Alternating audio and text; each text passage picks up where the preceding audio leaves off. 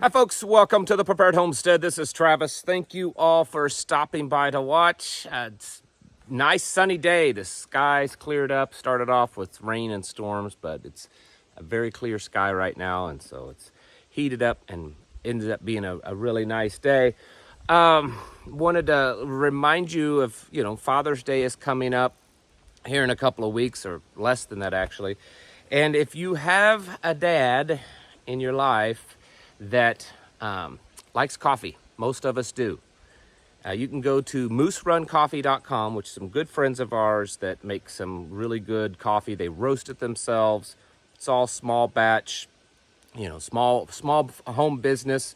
mooseruncoffee.com. If you enter the code Father's Day 24, you can get a 20% off discount on certain products on their website. Father's Day 24 at mooseruncoffee.com. You will not be disappointed. Very good stuff from them. So I don't think that we're at the point that we should run for the hills and go climb into our bunkers. It's not quite like it was 4 years ago, but I think we're getting there. And I'm speaking, of course, of the H5N1 bird flu that everyone just loves to talk about, right? There's been more progression with it, and it's in the news almost daily now.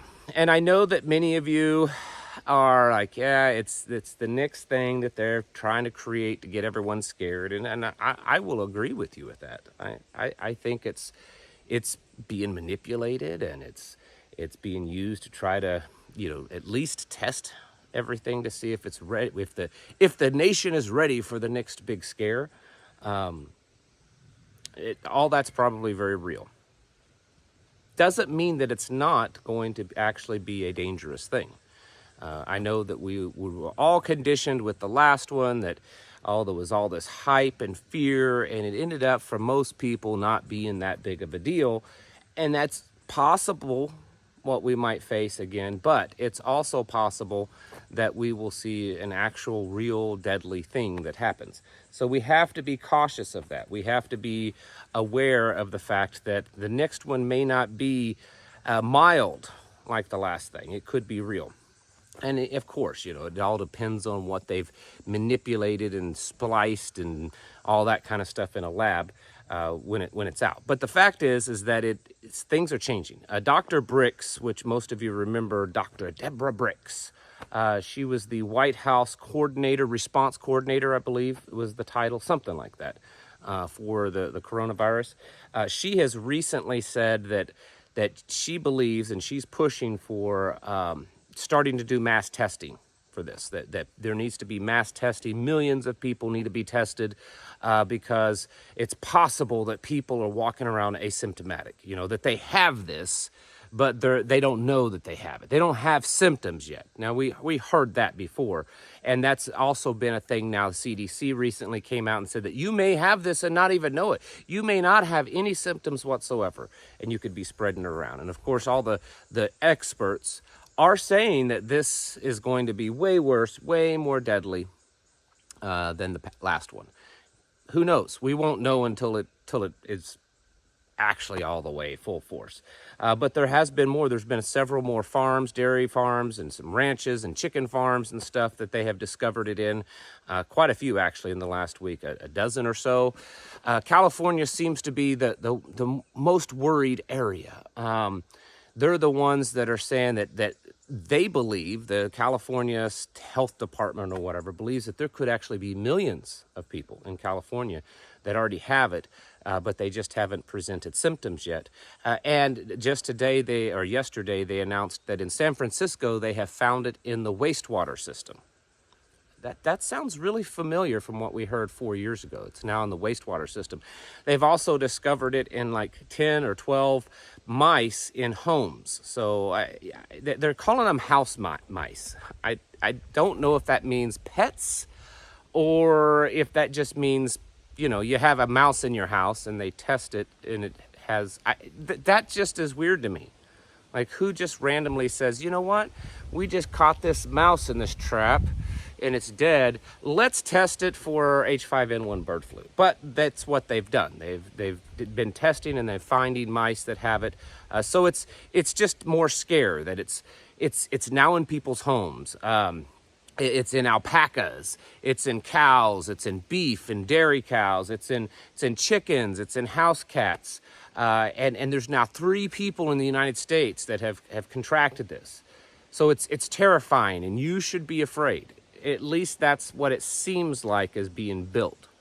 I talked about this over on my locals today. If you want to hear a little bit more free speech version of this, you can go over there and listen, because I can say what I want over on locals, and it's just a small monthly membership fee, $3 a month, helps us out a lot. But we should actually, I think, be preparing for this. I'm not yet convinced that this H5N1 is going to be the big deadly killer. I'm not convinced that it's the next Black Plague, okay? But we don't know. And I think it's very possible that at some point they would release another Black Death, Spanish flu type of deal that would actually have a very high fatality rate. This may be it. That's what they're saying that it is. They're saying that it could be anywhere between 25 to 50%. I mean, that's insane. We're talking billions of people could die because of this. Of course, I'm sure it's to push this. They're already talking about that. The United States and Europe is talking about mandates for farm workers. If you work with chickens or dairy, that you're mandated to get the thing. So that's already being discussed. It's moving along pretty quickly. And we're what, like 150, 160 days away from an election. And I think it's very possible that over the next, month or two, we could see this thing because it's rapidly expanding already. Back in the first part of the year, it was just kind of occasionally hearing about it. Oh, there was some chickens that had it. Well, now we got people, and we've got different cities talking about it. We've got experts, and they're testing everything now. And it seems to be following a slower pattern, but a similar pattern of what we experienced 4 years ago. And so I do think among the many things that we're preparing for right now, because I mean, we've got World War III, like hot World War III, not this, what we've been experiencing in World War III. We're talking actual real World War III. It seems to be on the verge in Russia with Ukraine and NATO, now that it's been confirmed that Ukraine is striking targets inside of Russia with American weapons. We've got, it appears to be Israel is about ready to invade Lebanon and expand into a different war front. It's at least it's what it looks like. It looks like Lebanon is really pushing them into that. And then the illegals thing, Biden just yesterday claiming that he signed this executive order that's going to shut the border down, when in fact it's not going to really do anything, and they're still going to be pouring across the border, and violence is everywhere, and your dollar is dropping, and jobs are dropping, and the economy, everything's bad, right? It's all bad. This isn't, I'm not saying this as a fear tactic. I'm not saying this as a way to terrify you and cause you to click more on my videos. I don't really care. It's just a fact. These things are happening. And if you add that all together with a nice healthy dose of a new pandemic, it would be just great to have an excuse to shut down an election, or to manipulate them so bad that they say, well, we're not going to have any in-person election. No in-person voting. It's too dangerous. There's this disease spreading around, and there's terrorist attack. Just yesterday, again, the FBI director said that we will absolutely be seeing terrorist attacks, that we're on the verge of it. I mean, it was almost this panic in his statement that they're going to be bad, and we're going to see them. It's too dangerous, violent crimes, illegals everywhere, disease everywhere. It's too dangerous to have an election. So we either A, just don't have one and postpone it, or we have one, but it's only, through mail-in or digital or something like that, so that we can totally, absolutely, and easily manipulate it. I could see that very easily happening. So we need to be prepared for this. And I don't think it's going to be exactly like the last one. We could see the lockdowns, we could see the restrictions, probably worse than what we saw. Remember how many times myself, many others on YouTube, and even you, many of you, said 3-4 years ago that mostly what we experienced was a big beta test, right? Remember that? It's possible. It's possible the real thing is going to happen now. We won't know for a while. We won't know until we start seeing all the footage of people in hospitals and the government telling us that we can't go out of our homes and that sort of thing. But we are preppers, right? Even though we don't like that term most of the time, we need to get prepared for this. So you need to start coming up with a plan of how you're going to just live your life if you experience these draconian restrictions again. But also you need to be working on your health, because like I said, it could be a real thing. Okay, it could be. And so we need to be doing things to build up our immune systems. I talk about that over on Locals today, so because I can't talk about that here on YouTube. Anytime I ever tried to talk about it, they slapped me on the wrist, they suspended me, all that kind of stuff. So I can't talk about that here, but it's something you should be doing.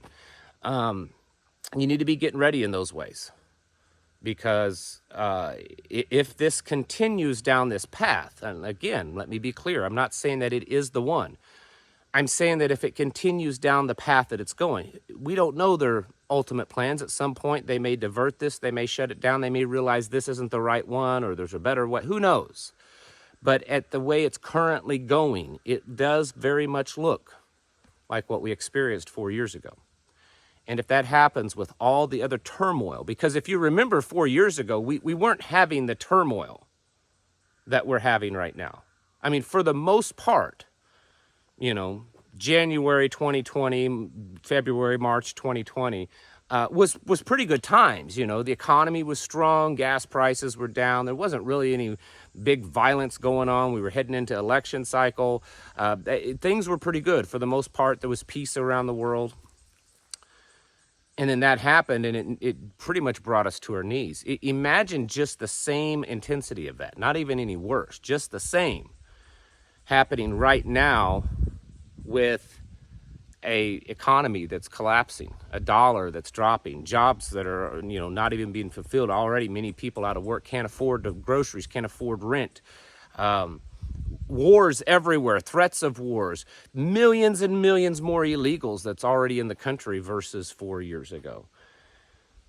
If you add all that stuff to something that happened just like it did 4 years ago, it would be horribly devastating. And it's possible that it could even be worse. So, not trying to terrify anyone, because that's certainly not what we want to do. We want to be ready for it, not terrified of it. So I would strongly encourage you to be thinking about what you did, what you needed. Think back. You know, I know it's hard we have such short-term memory anymore, but really try to think back and remember things that you probably should have done better, or it would have been nice to have, right? It would have been really nice if we had stocked up on this, or if we had this. Things that were in short supply. Maybe it was, you know, things to make you healthier, and you couldn't get a hold of them because everyone was buying them. You know, that kind of stuff. Start thinking about that. And I wouldn't go crazy on just, you know, mortgaging your home so that you can buy, you know, bottles of zinc. But you might want to have some of that stuff on hand, because there's too many patterns forming. And usually when that happens, it's not a good sign. It means that something is happening. And like I said, when you look at all the stuff with Trump, with how it's all, you know, the media seems to be turning against Biden. I think it was the Wall Street Journal did a big write-up on how Biden it's like he's not mentally capable of being president anymore. I mean, that's a big surprise. And I know the Wall Street Journal is a right-leaning publication, but still, that's going way out there on a, you know, that's pretty harsh for them to say something like that. So it's becoming more openly talked about. And so when you see all of these various patterns, and it's a lot, it's like all these lights lighting up on the checkerboard, or whatever you want to call it, we should be ready for that. And with the stuff that's happening with this H5N1, I don't think we should just ignore it. You need to be preparing for it, folks, stocking up and prepping up and getting your houses in order, preparing mentally, physically, and spiritually. Thanks for watching. Catch you in the next video.